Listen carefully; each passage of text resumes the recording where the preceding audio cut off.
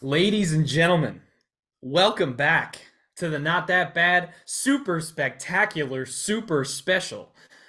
This this is going to be a super episode, my friend. This is going to be a super one. But first, we got to get our regular old introductions out of the way. I, of course, am one of your hosts. My name is Connor, aka the Evil Nighttime Witch, Day Shunaway, and I am joined by my illustrious co-host. No, that's not Zaltar. That's Mr. Gabe Tice. Gabe, how you doing today, buddy? Better than Zoltar.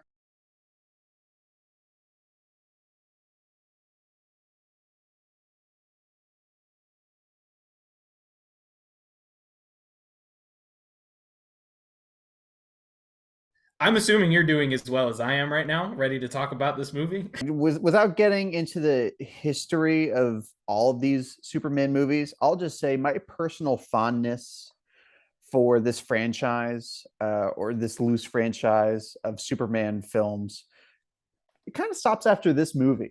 Um, this is the cutoff point for my, I guess, nostalgia because I actually did grow up with Supergirl. I actually remember watching this as a little boy, probably Wow. 7 or 8.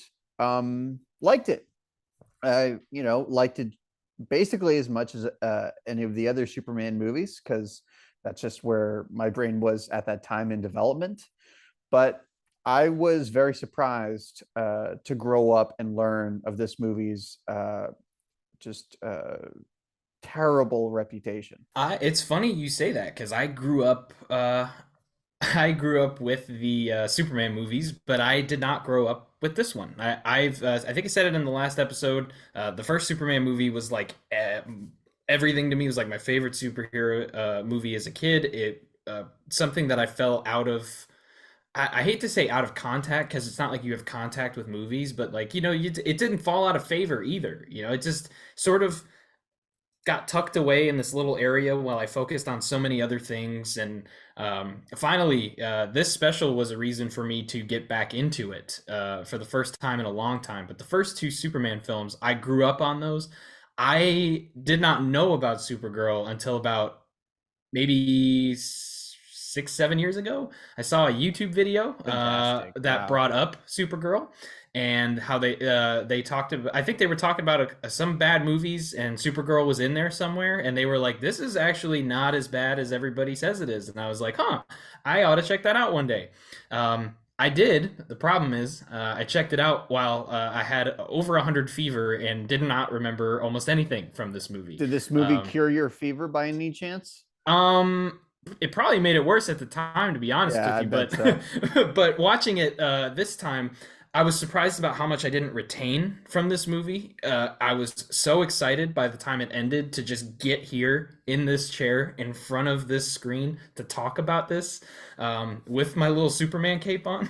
So I say we should just kind of get into it. Before we do, though, I want to talk a little bit about this movie. I guess we should probably both talk a little bit about this movie. As you mentioned, it was released in '84, but the history of Supergirl and her involvement in the Superman films actually kind of goes back to the first movie, all the way through to a more concrete version in the third one, right? So the first attempt to put Supergirl on the big screen was in that third Superman movie. There was a stage of development where the Salkins were considering bringing a lot of DC comic characters into that sequel. They were talking about Brainiac. They were talking Right. about a number of other pretty obscure characters, relatively. I mean, after Lex Luthor and Zod, I don't know how many iconic Superman villains there are. So already they're kind of scraping the bottom of the barrel. No shade, no shade, please, DC fans, just stay away from them keyboards. Okay, stay away from those comment sections, please. Actually, Darkseid is actually a very powerful character in the DC universe. And he was, not a thing yet in the early 80s. So point is, the Sulkins wanted to bring Supergirl onto that sequel. And the plot that we know about, the plot that has circulated from the scripts and treatments that were developed around that time, were very, very weird. Even weirder Yeah. than this movie, which, what an accomplishment. Yeah, it Okay. says a lot. Yeah.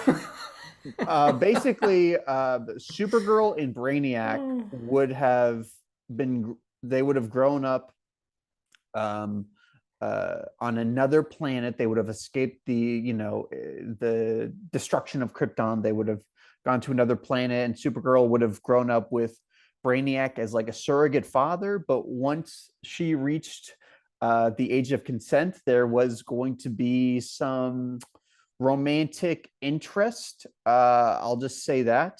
Uh, Unfortunately, they retained this creepy, weird sexual dynamic in the movie we're about to talk about, which is just teeming with perversion and questionable romantic relationships. But nevertheless, that was obviously abandoned for that third movie. And then after they weren't sure if Christopher Reeve was going to come back as Superman for a Superman 4, they started exploring their other options, and they decided to make a Supergirl movie, which would hopefully launch into its own separate franchise that would be their cash cow, because the future of Superman movies were, it was in question. It really was.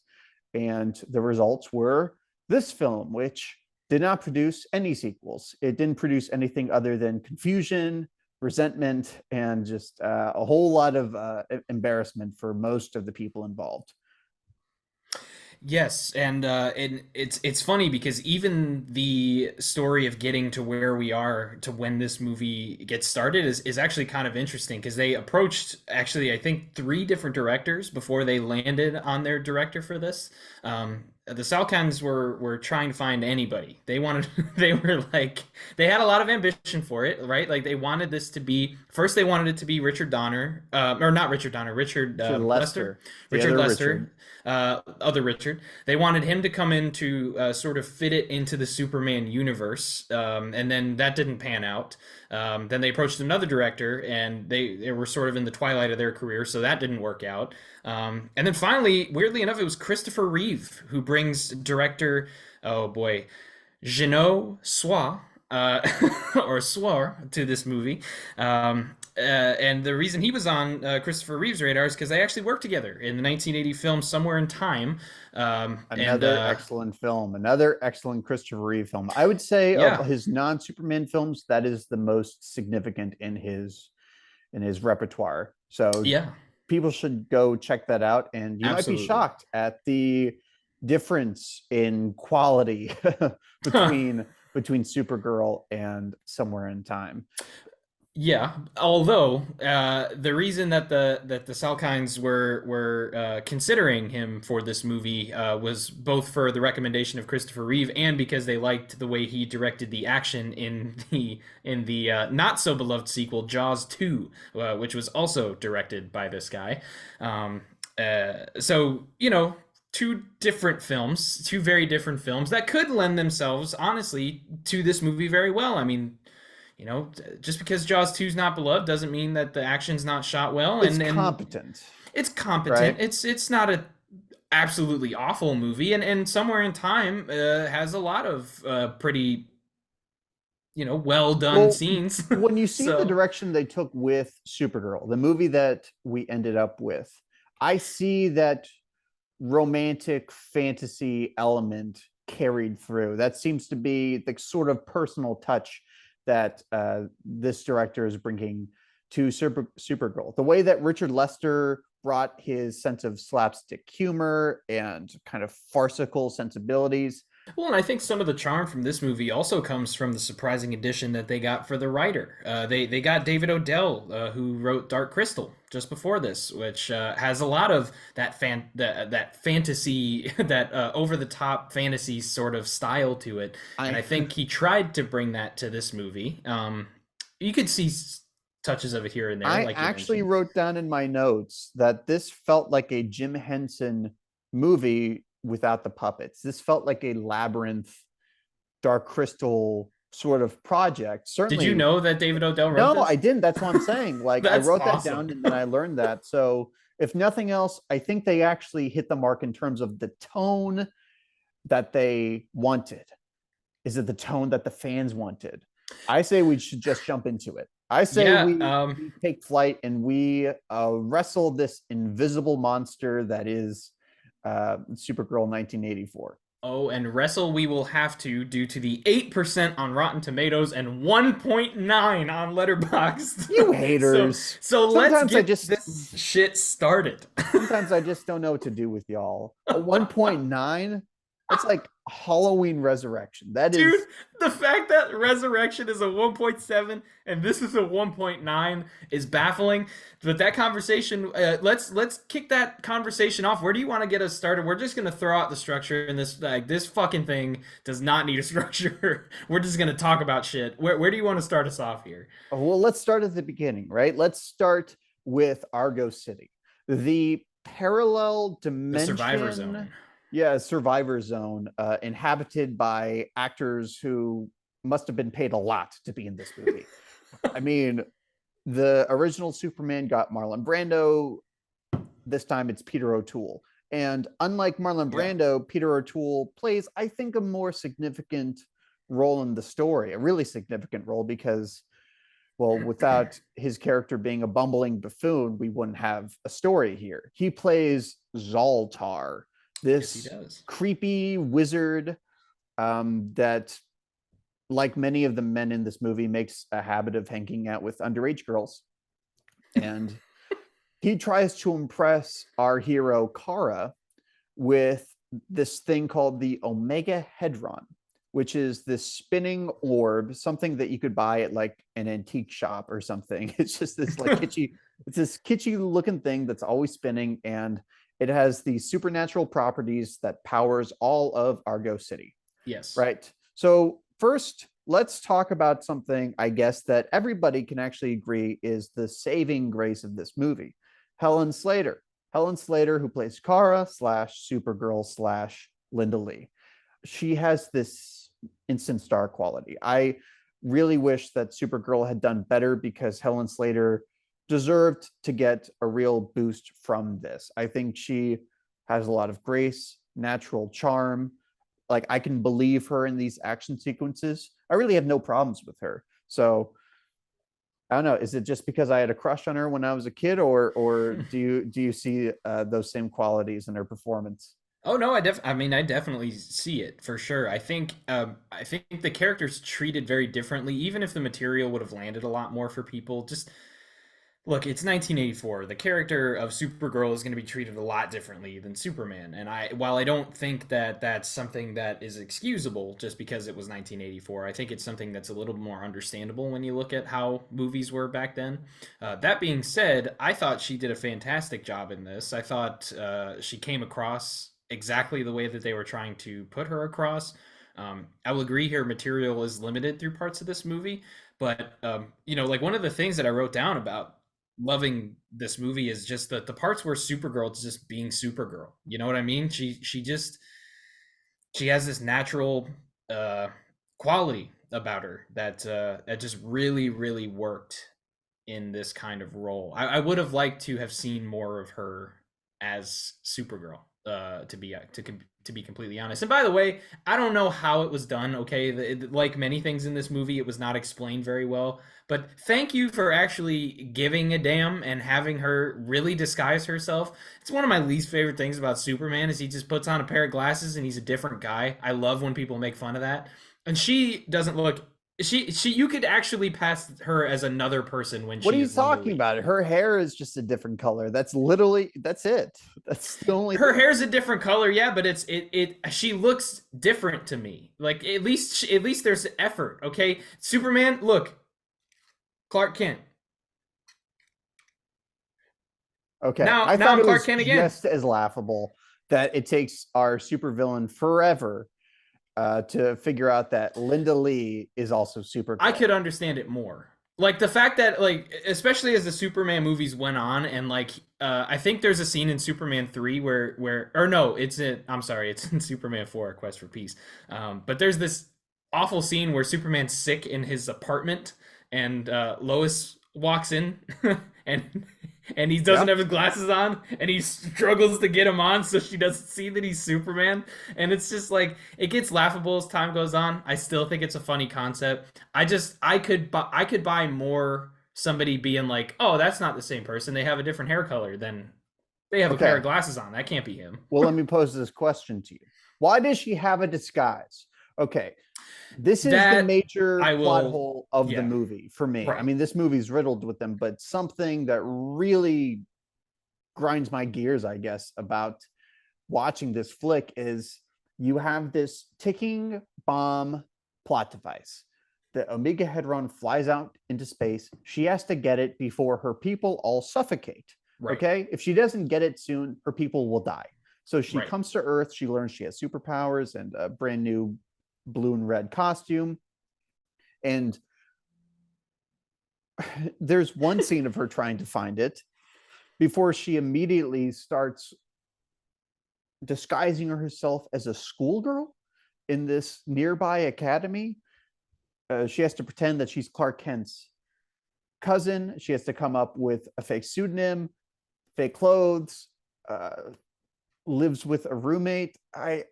And all this time, the Omega Hedron has been found and is being used by our villain, Selena the Witch, played by the great Faye Dunaway. Okay, Yes. we obviously have to talk more about her later, but for Oh right yeah. now, all I can think of these, semi cute scenes of her discovering Earth culture, those scenes would be fine if I weren't constantly thinking about that.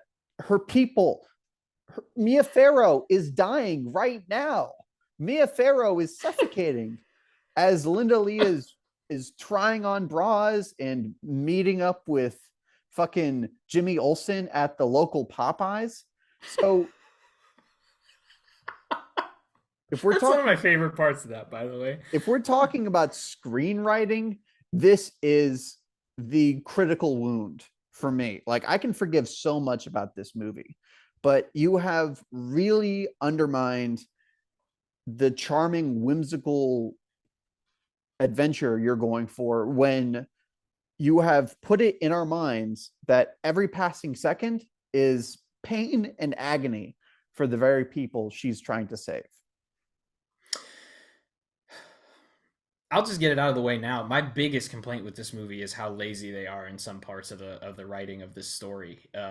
Just there's so many parts where it happens. It's not just with this specific thing. Like you could argue some of the laziness in this. Like for example, you could say, "Oh, she wanted to acclimate herself with the people of Earth to be like her cousin Superman, and she knows that Superman's her cousin, right? But she doesn't. That's another thing. How does am I crazy, or does it not explain how she knows that he's Clark Kent? Does everybody over there in this planet in the survival zone know he's Clark We Kent have on Earth? no idea. We literally have no understanding of her relationship with No. Clark Kent, if there is one. We know that the people of Argo City fled Krypton before it exploded. And Isn't there a thing? No, there is a scene where she's talking with Zoltar on the planet before she leaves that she talks about Earth being where her cousin is. yeah, so she knows that Yes. her cousin, Kal-El, went to Earth and grew up to be Superman. Like Which she reasonable thing to know, right? Like survivors would know that a child was sent away from their dying planet. That makes sense. look, What doesn't make sense is how she knows Clark Kent is him. I mean, Right? well, aren't we Like supposed to think that they have kept up communication? That's the big question. Does Superman know about the Argo City survivors?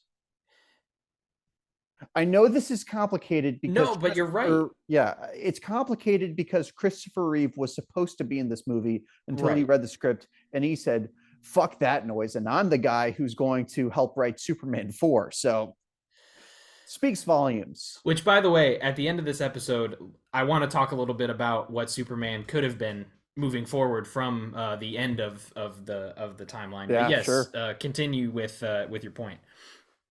So because they can only address Superman in this really awkward way of telling us that he's off the planet for some galactic peacekeeping mission. We have no idea what their relationship actually amounts to, if anything. Right. We just And know that they are tied through family somehow. somehow, and that obviously she knows of him. Right. Now, if I landed on Earth, my first idea would be to find my long lost cousin and get his help. There should have been a scene of her trying to find Superman and being told that he's off doing his little mission. We shouldn't have heard about it through some throwaway line on a radio station, right? So that was completely mishandled.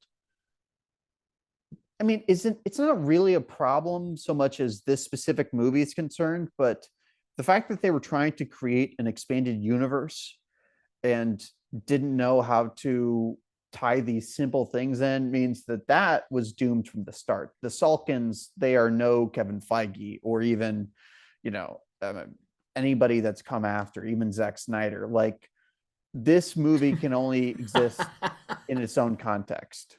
I just like the even Zack Snyder. Sorry, he makes some good movies, but that man, he had no business building that world. I'll just say that. Oh no. Okay. Well, I'll say this. I'll give them some credit because obviously it had never been done before. But I think you're right. Like in the movie, it's not that big of a deal. Like if you're really paying attention, it's gonna bother you.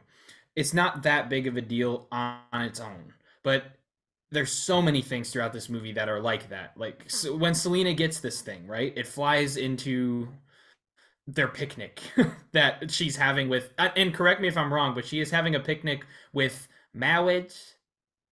That's who that is, right? Is that him? I'm pretty certain that's him. And they're enjoying this evening out, and immediately after she sees this thing, she immediately knows that she's going to use it for her witch powers, and she does not know what it does, where it came from, how to use it, but suddenly she does know how to use it and what it's capable of, and there's no explanation for that. And even though I really do like that there's this awkward like training wheels type build up with it of her kind of learning how to use it, I think that's funny. I like There's all that. also this big leap in her understanding of what this thing is. I mean, if something fell out of the sky and it was glowing and spinning and fell in front of me, I would not be picking it up. Well, to be If fair, I did, I would be bringing it to the United States government. I would she's not. been training to be a witch, so Right. it's something she's already been working on. I mean, this powers her witchness. It's not like the Green Lantern ring was put in front of her and she suddenly learns how to become a Green Lantern, right? Right. It's something that she's been studying. Even if you just gave us one moment, and that's how I feel about what you just mentioned with Kara and Superman as well. Like if she found out who he was, right, through somehow she finds out who he is, and then like there's a scene of her at the Daily Planet looking for or asking information Yeah. about Clark Kent or something. One scene, if there was just one scene of her accidentally causing something to happen, no complaints. But you can't even put that one scene in there. This movie's like Honestly, 2 hours long. I have no I so there are 3 cuts of this movie. The one that is readily available on HBO Max. Oh, I'm sorry. Max. Max. Okay. The, Warner Brothers is one step away from calling it Max Power, like fucking Oh, Homer dude. Simpson. We're idiots, man. I was talking about the director of this movie. He's the creator. He's the creator behind this movie. I whiffed that. Sorry, Max. Sorry. The creator of this movie is Jeannot Swa. It is not the director. My apologies. Why are you just everybody. highlighting one creator? Oh, Okay. that's right. There's also a writer and there's producers. They're all the creators of this movie. They all deserve the same credit. No difference Or the between same them. blame in this Same case. blame in this case. Oh man. Which honestly probably works for them. They get to point fingers at each other. Yeah. Like, look, we're all creators here. know they're out there. Oh man, that'd be so funny. Oh man, But but no, like would you agree with that? Like that the problem with the laziness in the writing is not just something that plagues Supergirl herself as a character. It plagues a lot of it plagues elements the of whole this movie. movie. It plagues the Right. whole Okay. movie. But what I was going to say is that I have no complaints about Selena. I kind of ate up Oh. everything going on with this character.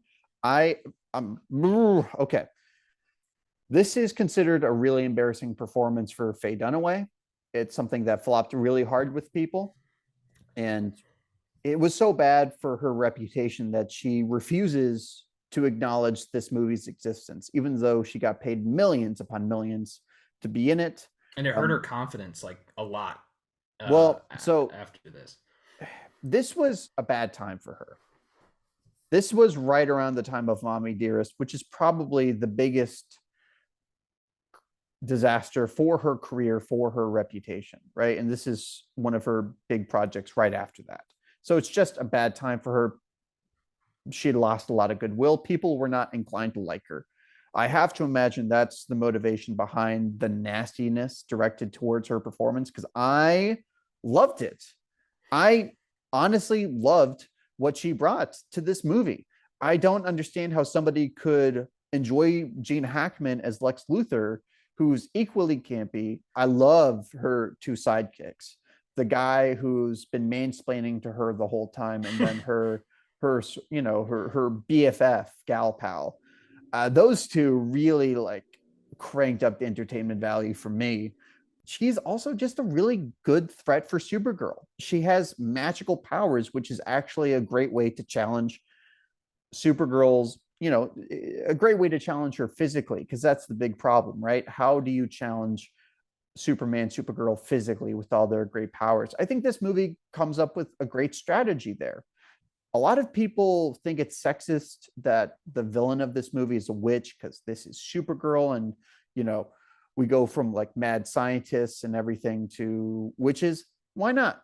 Why not? If it presents a good threat to Supergirl, and if it's done, with self-awareness and good humor, which I think it is, then I'm not going to complain about it. I think it's something that really entertained me even on this last viewing. No, sexist is something you can say about the fact that their main confrontation is over a man in this movie, but That's a different thing, and I that's a totally different agree. thing. That's a different thing. But when we're talking about the witch aspect, I actually loved that. Not only did I love that, I'm going to take it a step further. I also loved that eventually she did come around to really understanding the power of this thing, because it's something that makes sense to be a threat to Supergirl because it comes from her planet. You Mhm. know, it's something that is a source from them, almost like her kryptonite. It's not kryptonite, obviously, but it makes sense that something with power that would normally, has the potential to do harm to her race is doing that on planet Earth, and it's doing it in the hands of somebody who is very zany and over the top, and downright hilarious at some parts. I mean, This is uh, hysterical, she's right? she's very funny. But there's like some really genuinely cool scenes with her using this power against Supergirl. And I look, if somebody wants to call it sexist, I'm not going to argue with them because first of all, an argument is I don't agree with him. I'll say that. I don't agree with you if you say that it's sexist to have a witch be the villain of a Supergirl movie. I, as a horror fan and as a big fan of I think witches are underrepresented in movies outside of the horror genre. I think it'd be so, or like horror adjacent, you see them in like Hocus Pocus and things like that, but it's Mhm. all in the same sort of feeling. It's kind of great to see one separated out into a superhero movie as the main villain. So I really enjoyed everything with that whole dynamic. The only thing I didn't like is that I felt like they could have done a little bit more of getting Selena acclimated to this thing. But what they They gave us probably of could. that, I loved. They probably could have, but this movie has very little time for any of its ideas. Even at 2 hours, Dude, it's trying to do a lot. it's It crazy to me. it's like they know that this is the only Supergirl movie that they will get to make, so they're trying to do as much with that character as possible. I mean, it's not like a, I don't know, I say that it's not like a Spider-Man 3 situation with three villains and everything. I think it's the Right. different tones, right? I think this Yeah. movie is trying to accomplish a lot for the audience's benefit. I think it wants to give them the same kind of thrills they got from Superman 1 and 2. Although I'm glad it's less ambitious than the first Superman. I'm glad it's not trying to be an Me epic too. and it's really trying to Yeah. be uh, a fantastic kind of whimsical adventure. And honestly, this movie has some really good downtime. Like it has some good sort of beats. But I really love when she first learns to fly. I think it's done with grace and Don't get me wrong, this movie does feel a bit too long, and it's because there are moments where they spend just too much time in places that they should not be spending too much time in. Yeah, there are moments in downtime of this movie, or in things that we shouldn't. Some scenes shouldn't happen at all, and we spend the most time there. And that I think is a problem. But there are so many moments that add charm to this, and one of those scenes is like you brought up when she's learning to fly. And if I could, I want to sort of transition that a little bit into something that the audience had a big complaint with about this movie, and I want to get your take on it because it's a good point to bring this up at. Um, People really have complaints about the visual effects in this movie. This movie came out in 1984. I just want to let everybody know that. And here's what I want to say about that. If I could, and I want to throw it to you afterwards, but I think about 80% of the of I can't even say CGI of the effects in this movie, I mhm. think are pretty fucking cool. I think there are some effects in this movie that are I in fact there's a scene where Supergirl is flying and I'm like, wow, this looks better than the first two Superman movies. In like the The flying scene. wire work felt a lot more sophisticated to me, oddly enough. Yes, I mean, exactly. the movie surrounding it isn't as compelling, so it doesn't register as better Right.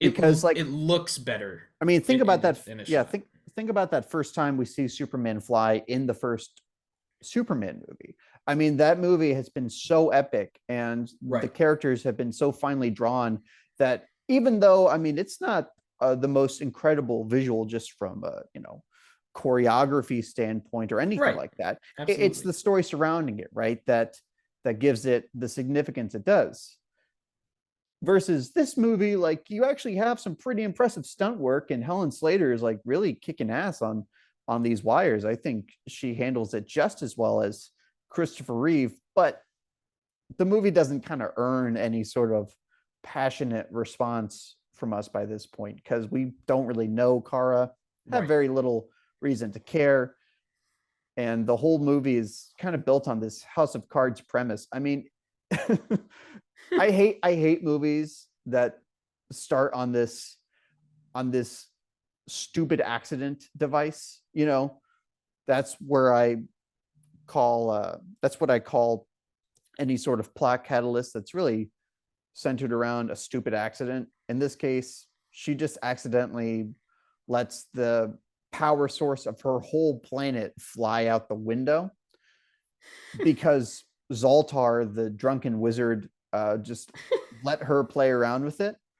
Um, and can we just talk about the weird sexual energy going on in this movie? Because she has this ball and she has this wand, and she sits down, opens up her legs, and puts this thing right between her thighs in order to play with the Omega Hedron.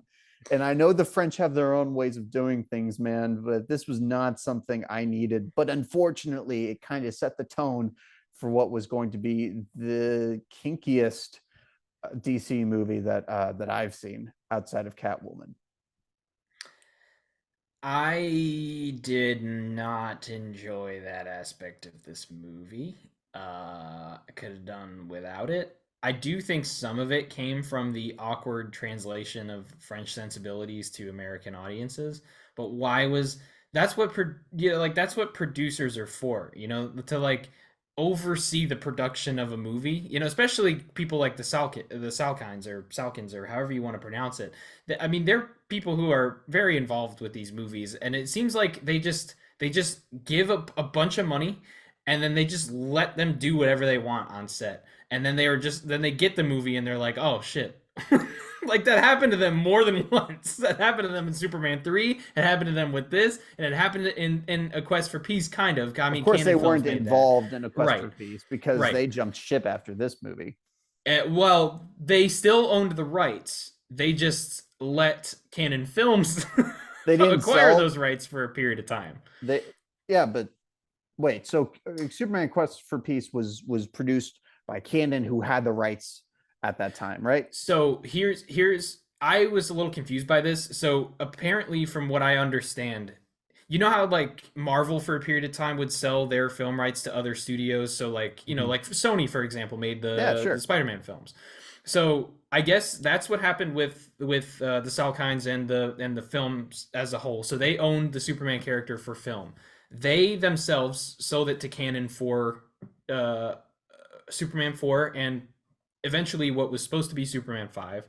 But when Canon failed to deliver that, the rights went back to the Sure. Salkinds instead of Yeah. Okay, going that makes sense. to That makes like sense. DC and all of that stuff. So Well, technically, like they didn't have a direct hand in Superman 4. They did mhm. talk about not liking Superman 4, Oh, which not many do. Um, it but won't even be on this program. Which how sad is that? When even we won't defend your movie. I I will not say it will never be on the show. I'm just saying it would be a difficult Well, pitch. I'll just Um, say that we were talking about which Superman movies to include, and neither of us wanted to include Look, Superman 4 in this if the special. people want to see us talk about it, we have two more Superman movies that are more than eligible for this show that we could bring on, But at the yeah. very least. Oh So God. we could do a super spectacular, super special part two if you really want it. I would have a lot of fun talking about both of those. Honestly, But so would I. So would I. while we're on the topic of this movie, I do want to I do want to bring up something real quick that I think is under talked about. I read a lot of reviews. I looked at a lot of opinions, and maybe you're gonna think I'm crazy here. I don't know, but dude, the fucking visuals in this movie, I thought were incredible. Like Mhm. there's one scene specifically, if I could just say my favorite, and you're gonna know what I'm referencing when I tell you what I thought of. But there's the scene where so the witch lives in this like carnival area, Which was uh, awesome. which We was were talking awesome. about great set Yeah, design in Superman 3. This is even better. She might have my favorite super dude, villain lair ever. the set design for it is incredible, and then there's this awesome scene where Supergirl flies in and she's there's something going on, and then the lights come up outside, and it's of course Selena controlling them, but there's this really cool shot of this like dimly lit area behind her, and I just got Funhouse vibes. Yeah. Toby Hooper's The Funhouse Oh, I vibes. got Funhouse vibes. And there was so many points in this movie where I was like, this movie looks incredible. At the end, when that big monster shows up behind Selena, that looked incredible, man. Yeah. Like there's So so many points in that movie that look like that. everybody always rags on the invisible monster, which, by the way, looks a lot better than Zilla did from Godzilla Oh, 98. fuck you. You son of a bitch. So that's I'm one coming nice for thing I you. can say about it. Oh, Jesus. But everybody rags on that, like, oh, they were too cheap to have a monster. And then nobody really talks about the incredible puppetry, the incredible design of the Dude. monster at the end. It was so cool. Now, and I know why they don't, because we talked about the effects not aging very well being a complaint. This is like that scene is almost ruined by the visual effects, and I can admit that. Yeah. But just that initial scene where she tells this thing to take form, and there's the smoke and the lighting, and it just kind of shows up behind her. It's so well done, and Yeah. it doesn't surprise me that this is the same cinematographer who did Return of the Jedi, because that's a movie that I know you don't love, but I think you can at the very least admit that it is a beautiful looking movie, and this Yeah. follows. No, yeah, this guy has made a career, I guess, of carrying the load of You, misguided movies. I knew you were gonna think of Uh, you no, son but of a bitch. he lends to both those movies brilliantly, I think. And this director, say what you will about some of his the choices he makes with story or performances, but he's a visualist, he's a stylist. I think he and this cinematographer worked together to create some really visually compelling moments. That is just one of them. But this movie kind of like gives me this thing that I never thought I would get from a superhero movie, which was this kind of like dark fantasy intrigue, Yes. you know? Like it has the same kind of appeal for me that a lot of these like kind of like PG, but what do you call these types of movies? You know, this is the era of kids films that went really dark and really Like intense. the I mean, the Dark Crystal's not like super dark or anything, but it has some similar vibes to it as far as like the visual Yeah, aspects and the feeling of it. And I don't know if you've ever seen the movie Legend. I just rewatched that I've yesterday. seen that. At the time of watching this, it's similar type of style and feel and visuals, and that came out a year after this. But there's this. You're right. There's this era of movies that weren't necessarily made for. They're not like hard R movies or rated R or anything like that, but it feels like just the right time to make this sort of like cosmic fantasy. It's like a mix of like what you'd expect from like the whimsical nature of Lord of the Rings and like the magical space aspects of Star Wars. And even though there's not a whole lot of scenes that take place in space in this movie or any of those for that matter, you just get this like weird feeling from them. And this is one of those movies, and it feels great for me. Honestly, the whole Phantom Zone sequence Dude, the scratches that Phantom itch. Zone. I didn't For, even mention that for the visuals, man. The Phantom Zone is First off, awesome. it's just cool that we get to see the inside of the Phantom Zone and it Yeah. really lives up to expectations. Now, I have questions for how the okay. I have questions. All right. I don't really care about the answers here, but I got to put these out there. No. So, Zod and his crew escape in Superman 2 because the nuclear bomb kind of blows up their little glass pane uh, jail. So I took that to mean that the Phantom Zone itself had been disintegrated, but it like how does that work if the Phantom Zone is still keeping prisoners after that? You know what I mean? I might know the answer. I from what I understand of what you're describing, it seems like those little glass panes are almost like a window into The Phantom Zone. the Phantom Zone. So like if it's a window that you're in to the Phantom Zone and it gets destroyed, maybe that breaks you out of the Phantom Zone, if that makes any sense. I don't know if that's Hmm. really what it It's is. flimsy. It's flimsy It's flimsy, logic. but it gives it. I mean, it gives it more sense than this movie gives almost any decision that they make. So Now, it could be possible that this movie takes place before Superman 2. that could be. That So, could be. And we again, saw I don't them really get out care. of the Phantom Zone. I mean, that's another thing about this movie. A lot of people hate this. I'm gonna put a positive spin on it. It's a bit of a spin, but hear me out. I love that this movie has no rules. This movie is like anarchy to me. Like it clearly doesn't see logic as any sort of necessity for the type of film that they are trying to make. And that is consistent with this director's films. If you see Somewhere in Time, it's a movie I adore, but a lot of critics did question the rationale of that movie's story. And, I can, I've pointed out some plot holes here that irk me, but it's more, those plot holes are more about character motivations. But just if you're trying to create this kind of surreal audio visual experience, I can kind of go with it. Now, is that something I would want maybe for every movie? No, of course not. But this is Supergirl. She's from a place called Argo City, and she comes to Earth in a little cute spaceship to fight a witch. I'm just saying, I go with it. There's this aspect of this movie that's sort of like what would happen if somebody really cared about a B movie. Mhm. Like people really care about B movies, but like what if somebody cared about it and had the talent to make it look like it's not a B movie, but it is kind of a B movie here and there. Which are my Um, favorite types of movies, really. I mean, that describes a lot of our favorite movies. it describes a lot of the movies that we could cover on this show. I think the difference between this and some of the other movies that have common complaints is that we talked about this in a prior episode where some movies ask you to both care and engage and turn your brain off. And you usually can't do both. And I think that's a problem that a lot of people have with this movie is that it asks you to do both. And some people can't. I kind of can.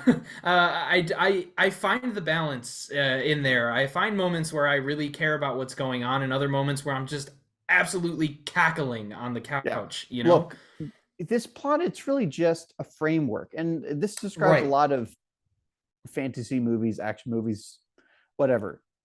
The plot is really just an excuse to get Superman on Earth, to get her fighting a witch, so we can create a number of pretty spectacular set pieces. Yeah. I mean, that crane sequence is just as good as anything in the first two Superman movies, just in terms of a well staged action sequence. I really have no problem with it. I mean, it's kind of badass. I mean, it's done well. I think I do see some complaints of like the silliness aspect of it. Like if you're not buying into the movie, I could see how like you get to that scene and you're like, wow, this is stupid. Really? Like it's like she's gonna control this like weird tractor in the city and it's gonna pick this guy up and he's gonna be unconscious and all that shit. Well, the But real problem is that this is all centered around one of the worst ideas of the movie, which is that that yes. Selena is trying to seduce Ellis, the coked out weirdo from Die Hard, Yes. and That's exactly who that is. he's stumbling through the streets because he's under a love potion, and Selena activates this tractor to get him back. I mean, I can appreciate the transgressive nature of flipping gender roles here. For as sexist as this movie is claimed to be, which there are things that don't age well here. Come on, like I'm not here to fight that, but I Yeah. do want to point out that we have a woman saving a man from another woman, which that's a complete gender reversal. And I've Yep. seen a lot of people say that or suggest that Supergirl's enemy should have been a man in this movie, I guess to make it even more feminist. Why not? I don't want just sanitized squeaky clean female roles, good girl roles in movies. I Dude, think it's fun. and what's wrong with the villain being a powerful woman too? I mean, I get like the whole like girls support girls thing, but like come on, there are bad people in the world and they're both male and female, and I'm sorry to say that, but yeah, not every bad person is a fucking dude.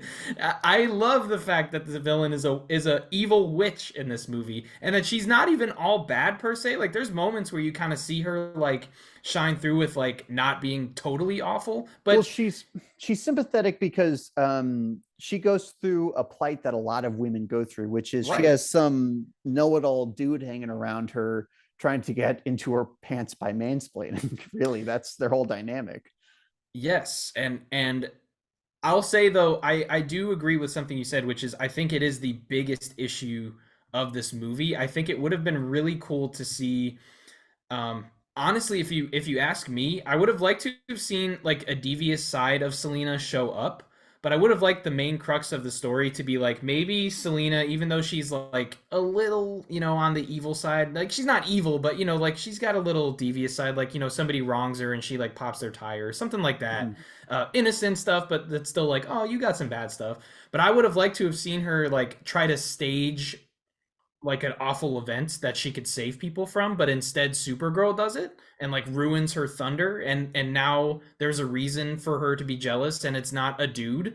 Something other than A I dude. want this dude to fall in love with me. This Oh no, he random fell dude. in love with Supergirl. I mean, Now I'm going to kill her. and he's not an impressive dude. He's the No, he's gardener at the not. school. He's a bum. He's got his shirt off and he doesn't like he's in all like, by all accounts he's not a good dude. He's my honestly least favorite part of the movie. Like I Oh think yeah.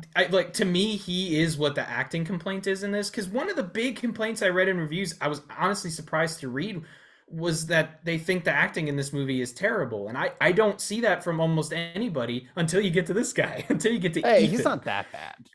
But no, but he kind of is though. Like there are moments where he's not being a bad actor, and I don't think he's a bad actor overall. I mean, He's in Die Alice Hard, from and Die Hard, he's yeah. and he's Doc from Terror Train. That's one He of is Doc from Terror Train. He was a yeah. voice actor in what's regarded as by some as one of the best Batman movies, Batman: Mask of the Phantasm. So like he's got his merits, and I don't think the guy's a bad actor. I don't even think he's a bad dude. Probably, I mean, sure he's swell, but watching him in this, especially at the end where he's or the moment where he gets his memories back or whatever, and he's out of his love potion and he doesn't know who she is, and then he's like, wait a minute, you're you're her. Like, it's you're Linda. Then at the end he's like, bye Linda. It was I so think it bad. was directed to look. Oh, 100%. It's a Mimbo performance. It is. I just don't think he plays it too well. I It's don't very think awkward.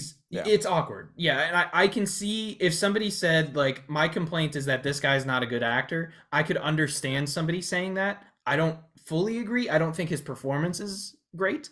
But that's really the only person that I can direct that complaint It's to. a bad role. It's a completely misbegotten character from the Oh yeah. very start. You Oh throw yeah. out this character in this movie, gets a lot better A for me. lot better. Yes.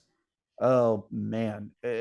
Yeah, okay, look, does this love potion turn him into a pedophile? Because he is not under 18 and he is pursuing a schoolgirl.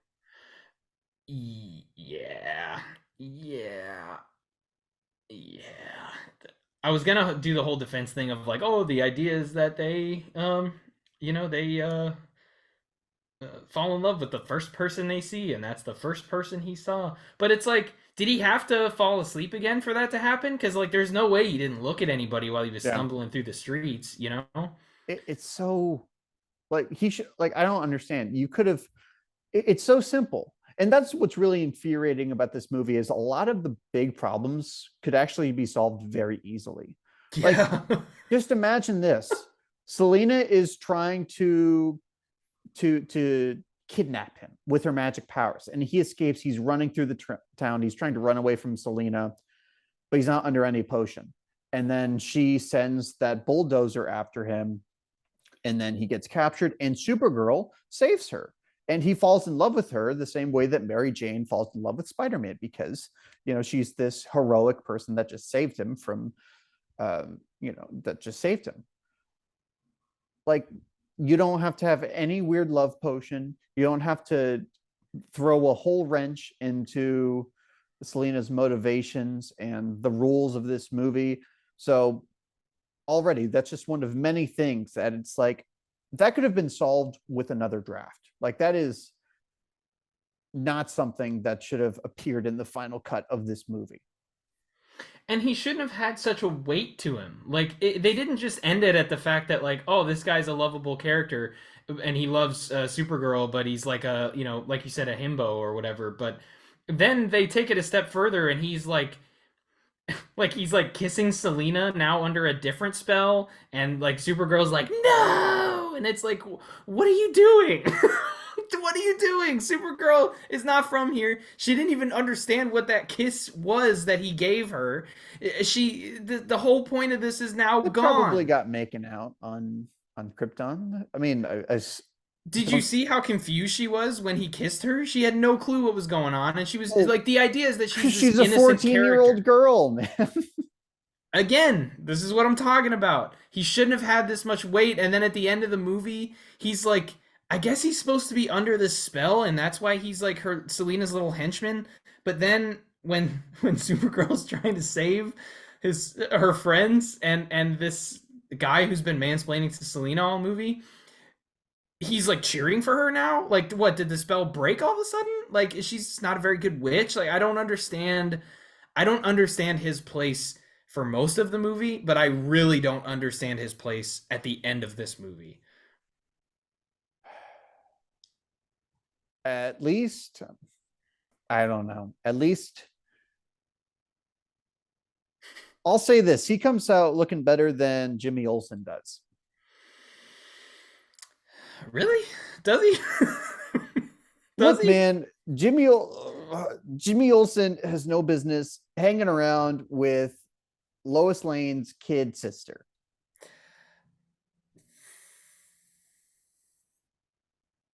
That's a fucking target. That ain't no love potion, man. That's a predator who has his Yeah, whole operation figured out and he has a target. I guess so. Now, let me ask you this. You think the love potion that she gave him was love potion number 9? Or you think. Sorry, I just had to reference that song. But um, I wanna pivot this conversation a little bit, and I wanna really see. We read some reviews before we look into these movies, or we try to see what the people think. We talked a little bit about audience complaints so far. We've tackled things like talking about the story, talking about the effects and the acting, all complaints that the people who watch this movie, the heathens who've given this 1.9 on Letterboxd, have wagered against this film. What other ones did you want to discuss, if any, that the audience have with this movie that we can maybe tackle while we're still here? Okay, look, the list of things that people don't like about this Name something in movie. this movie and people don't like it. Yeah, I can literally only think of one thing that people like about this movie, and that's Helen Slater as Supergirl. I think everybody agrees that she should have been given another shot to play Supergirl. I Yeah. actually think it's quite unfortunate that this movie bombed and we didn't get any more Supergirl movies because I think this version of the character had a real chance. And I would rather watch this version than this CW show or whatever the hell. I look. Oh, I'm in danger. I'm in danger. I don't like any of that CW stuff, man. I didn't think it was the right kind of cheesy or zany or over the top. I It's the didn't kind like of cheesy that takes itself too seriously. it. Felt that was my problem with it. Everybody told me like watch them and don't take them too seriously, but it's kind of hard to when they are taking themselves so seriously. I don't think the actors are bad in them, but I think some of them are a little miscast.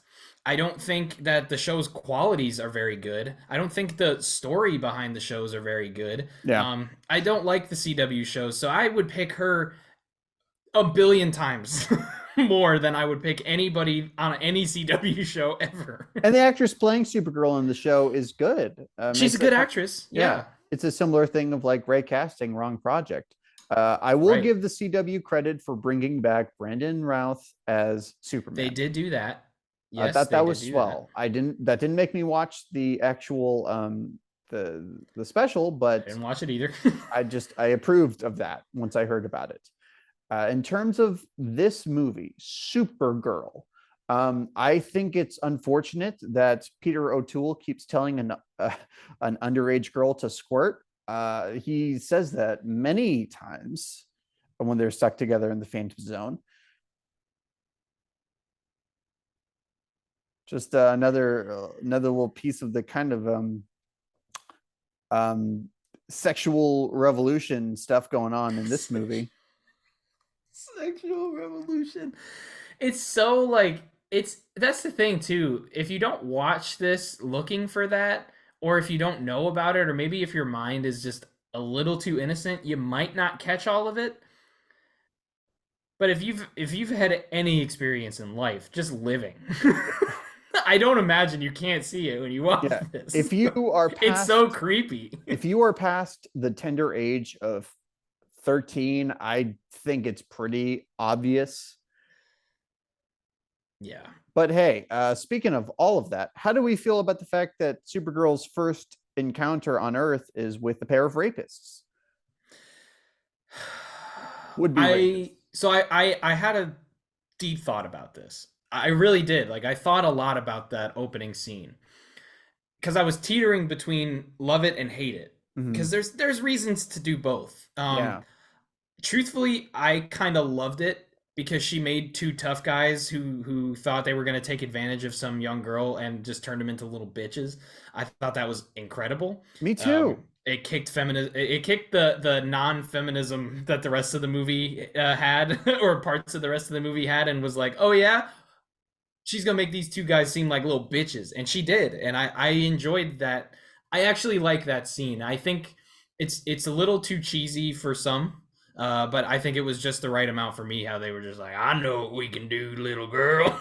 And then she was just like, "Oh yeah," just lifts the This is fucker up by his this neck. is before RoboCop. Before RoboCop shot that rapist in the dick, Supergirl was destroying the testicles of rapists. It was a miracle to watch. Honestly, I think it's like almost hypocritical how people like turn on a scene like that in this movie and applaud RoboCop for the same kind of ultra violence. And then some people will point out that this movie is aimed at children. I think children should know that there are terrible consequences for being a trash person. All right, I think you should learn that as early as humanly possible. Man, honestly, I'm so tired of people pretending like kids movies need to be squeaky clean. If you're making a movie for a kid that's aged like, you know, under the age of like 10, then sure.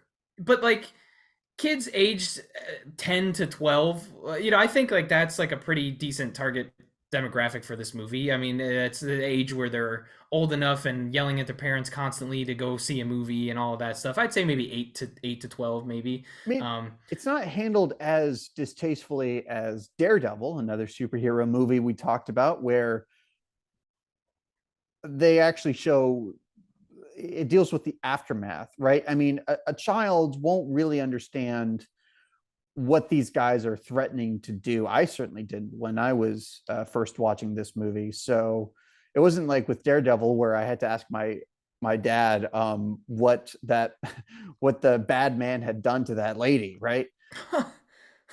well, it's also like people act like all these movies that kids grow up on are just squeaky clean. You just it's like they forget that like, oh, Jurassic Park's like this great PG movie, right? Like kids grow up on it. Oh, but dinosaurs eat people and it's kind of like terrifying for kids in some scenes. Or I get tired of this conversation of like kids movies can't have anything controversial or can't have anything crazy. Don't go over the top with it. But like I grew up on movies that had way worse stuff than this. Yeah. This was just like making general allusions to things that would go way over a kid's head. They would just think like, wow, those men are being not so nice. Like, Yeah, they're but I harassing that think, lady. They're yeah, they're being mean to that lady. Yeah, I thought they were trying to kill her. I'm pretty sure when I first saw it or whatever. reasonable I thing to mean, think.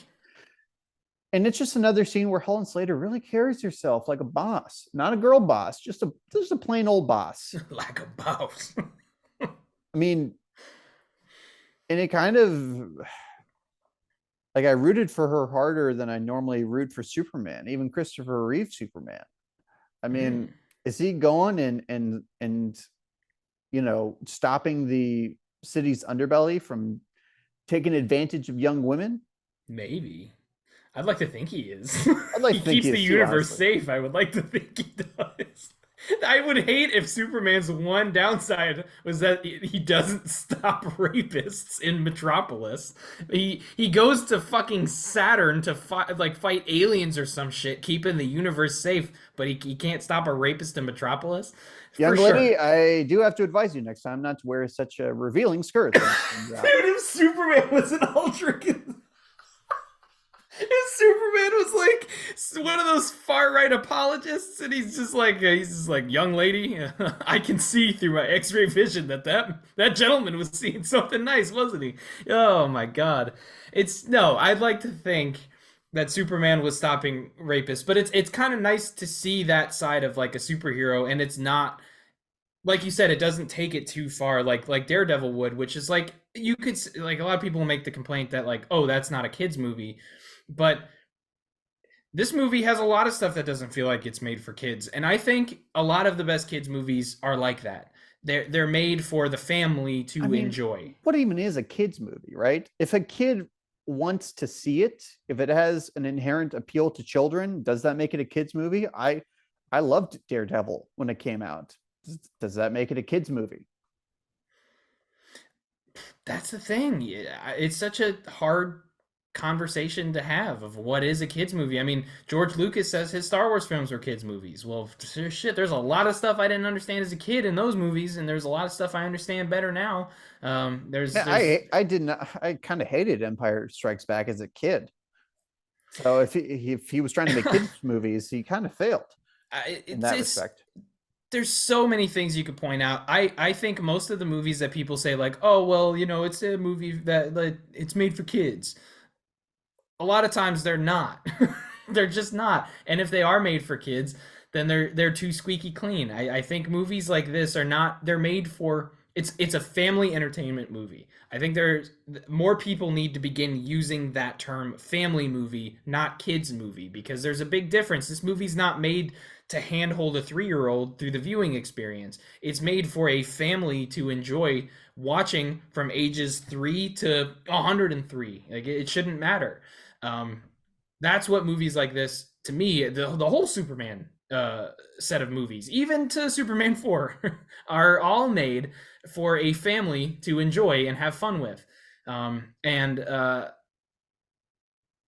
I don't know that you could say the same about like the 2000s movies like The Punisher and like Daredevil. They're comic book characters and people Well, say those are Daredevil for was kids, rated but R, right? I mean, I knew that the Punisher was not for kids. yeah, I mean that was pretty obvious, but I don't know. I wish people would use family movie more than kids movie because I think when I think of kids movies, I think of like I don't know, A Bug's Life, or Uh, or like something that's more clearly marketed towards children, not Batman Returns. right. It's not what I think of. I honestly, that's a pretty loose definition for a family movie, if I'm being honest. And I love that movie. I got a poster right behind me on the wall. My That's family loves that movie, but my family loves it too. you're a little different, right? Than I guess the Yeah. suburbanites who were flocking to the theaters at the time, or flocking away from Hey the man, theaters in Batman Returns it was an place. attack against children, as a child said on national television, because that's something a kid says without being coached. But And yeah, that where else kid do we grew want up to be a young whippersnapper named Ben Shapiro.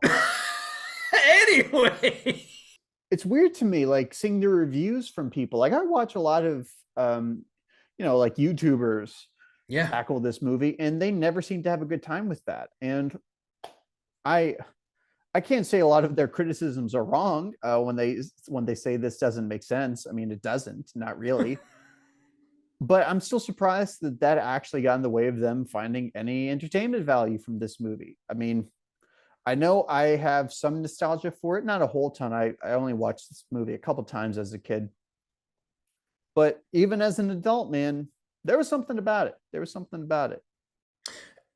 I did not grow up with this movie. I think the small bit of nostalgia that I do feel watching this is for like, 80s movies just have that sense of nostalgia to them anyways, but it also doesn't feel completely out of place from the Superman universe. Like I don't think they did a fantastic job of like, weaving it to be the same style, but I kind of like I would have loved to have seen like Superman stay on the course, from Superman 1, 2 and 3, Mhm. just making movies like that. And then Supergirl goes off and makes movies like this. Like you said, a blend of the sci-fi aspects of Superman and the feel that you get watching a Superman movie with this fantasy-esque tone and feeling and story aspects. It would have been really cool to get this like alternate take, and it would have been even cooler to eventually get a crossover of those two. I would Yeah, have loved to see it. I don't blame Christopher Reeve for staying away from this movie. Right. But considering that the movie he would do after this in this franchise was infinitely worse, in hindsight, I don't see what could have hurt with him just popping in to say hello. I completely agree. I, look, I don't want to say a bad thing about Christopher Reeve. I No. think it is an absolute tragedy what happened to him.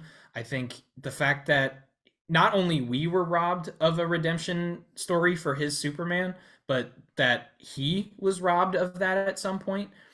Even though he had some trepidation about returning due to his age, he felt some sort of. He's been on record saying that he Superman is forever like 30, 30. and Yeah. I'm coming on into my 40s, and I don't know if Yeah. if this is So right for me. unless But he said he would return if it was right, and I I, think somebody could have gotten it right uh, at some point, and I'm sad he never got to see that happen. right. I He mean, I deserved just it. think he was due for a career comeback. And I mean, that's sort of the thing. Even if this movie had done aces at the box office,